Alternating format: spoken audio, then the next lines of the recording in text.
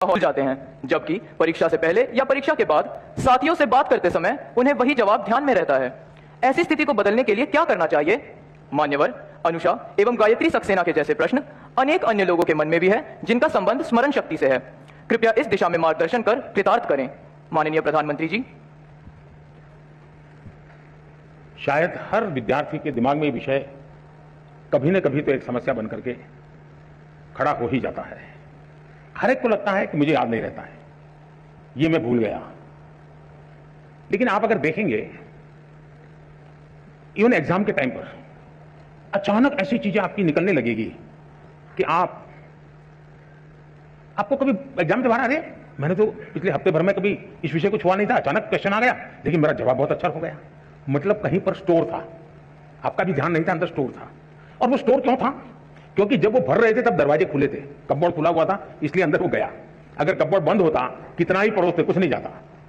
और इसलिए कभी कभी ध्यान शब्द ऐसा है कि लोग उसको योगा, मेडिटेशन, हिमालय, ऋषि, मुनि वहां जोड़ देते हैं। मेरा बड़ा सिंपल सा मत है, ध्यान का मतलब क्या है? अगर आप यहां आए लेकिन अभी आप सोते होंगे कि मम्मी घर पे टीवी देखती होगी, वो ढूंढती होंगी मैं किस कोने में बैठा हूं, मतलब आप यहां नहीं है, आप घर में है। आपके दिमाग में यही है कि मम्मी टीवी देखती होगी कि नहीं देखती होगी, मैं यहां बैठा हूं, उनको नजर आया होगा कि नहीं आया होगा। आपका ध्यान यहां होना चाहिए था लेकिन आपका ध्यान वहां है, मतलब आप बेध्यान है। अगर आप यहां है तो आप ध्यान में है, आप वहां है तो आप बेध्यान है। और इसलिए ध्यान को इतनी सरलता से जीवन में स्वीकार कीजिए, आप इतनी सरलता से स्वीकार कीजिए। ये कोई बहुत बड़ा साइंस है और कोई बहुत बड़ा नाक पकड़ करके हिमालय में जाके बैठना पड़ता है, ऐसा नहीं है जी। बहुत सरल है। आप उस पल को जीने की कोशिश कीजिए। अगर उस पल को आप जी भर के जीते हैं तो वो आपकी शक्ति बन जाता है। बहुत से लोग आपने देखे होंगे सुबह चाय पीते रहते होंगे, अखबार पढ़ते होंगे। परिवार के लोग कहते हैं पानी गर्म हो गया, चलो जल्दी नहाने के लिए चलो। नहीं नहीं, मुझे अखबार पढ़ना है। फिर कहेंगे नहीं नाश्ता गर्म हो है, ठंडा हो जाएगा। फिर भी कहेंगे नहीं, मुझे अखबार पढ़ना है। कभी उन माताओं से मैं कहता हूं जो घर में ऐसी परेशानी करते हैं, उनको जरा शाम को पूछो कि आज अखबार में क्या पढ़ा था। मैं 99% लोग बताता हूं वो नहीं कह पाएंगे कि आज के अखबार की हेडलाइन क्या थी।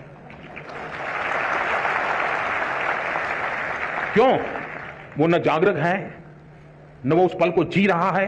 वो आदतन पन्ने घुमा रहा है, आंखें देख रही हैं, चीजें पढ़ी जा रही हैं, कुछ भी रजिस्टर नहीं हो रहा है। और अगर रजिस्टर नहीं हो रहा है तो मेमोरी चिप में जाता नहीं है।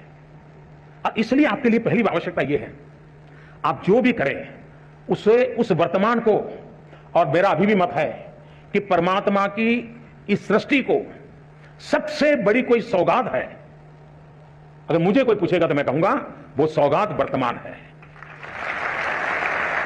जो इस वर्तमान को जान पाता है, जो इस वर्तमान को जी पाता है, जो इस वर्तमान को आत्मसात कर पाता है, उसके लिए भविष्य के लिए कभी भी क्वेश्चन मार्क नहीं होता है।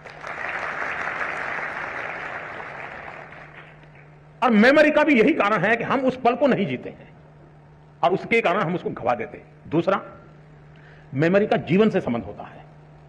सिर्फ एग्जाम से है ये सोचोगे तो फिर तो आप उसकी कीमत ही नहीं समझते हैं, उसका मूल्य ही नहीं समझते हैं। अगर मान लीजिए आपके किसी दोस्त का जन्मदिन आपको याद रहा और आपने जन्मदिन पर उसको फोन किया, आपकी तो वो मेमोरी थी जिसके कारण आपको जन्मदिन याद रहा, लेकिन वो मेमोरी आपके जीवन के विस्तार का कारण बन जाता है जब उस दोस्त को टेलीफोन जाता है, उसका अरे वाह, उसको मेरा जन्मदिन इतना याद था, मतलब मेरे जीवन की अहमियत उसके जीवन में है। वो जीवन भर आपका बन जाता है। कारण क्या था? वो एक मेमोरी। मेमोरी जीवन के विस्तार का बहुत बड़ा कैटलिक एजेंट है। और इसलिए हम हमारी स्मृति को सिर्फ परीक्षा तक, सवाल जवाब तक सीमित ना करें, आप उसका विस्तार करते चलिए। जितना विस्तार करेंगे चीजें अपने आप जुड़ती जाएगी।